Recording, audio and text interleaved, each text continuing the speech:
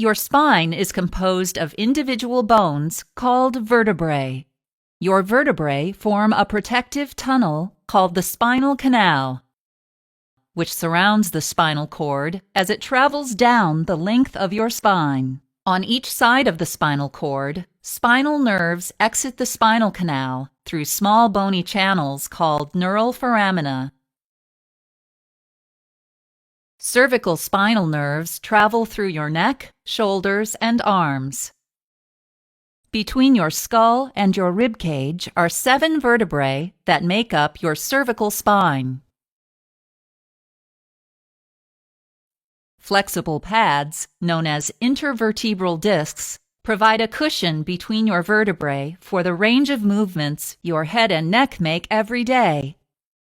The cervical spine supports the weight of your head, allows your head to rotate and tilt, and helps you bend your neck. Cervical disc pressure increases when your neck bends forward, backward, and sideways.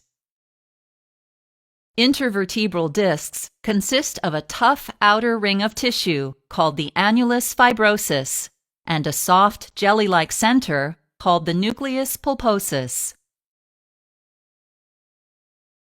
During a traumatic injury, your spine may be forced forward or hyperflexed, causing your vertebrae to compress the front of one or more of your cervical discs beyond normal limits.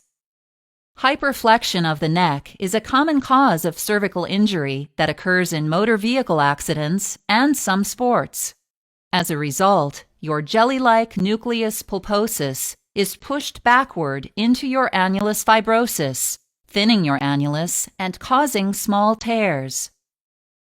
After a cervical disc injury, your annulus fibrosus begins to weaken and tear, and your nucleus pulposus becomes dry and stiff.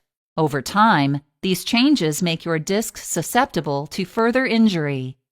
As your intervertebral disc deteriorates, a weak annulus fibrosis can allow your nucleus pulposus to bulge, changing the disc's normal shape and flexibility.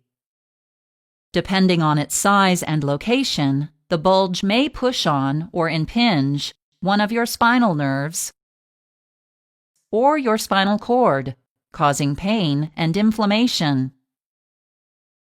Central disc bulges project backward into your spinal canal.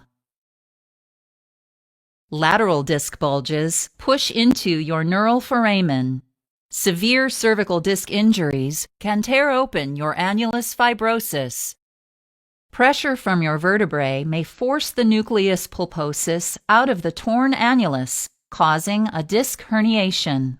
A herniated disc can impinge your spinal nerves or spinal cord, interrupt normal nerve signals, and cause symptoms such as pain, numbness, or weakness in one or both of your arms.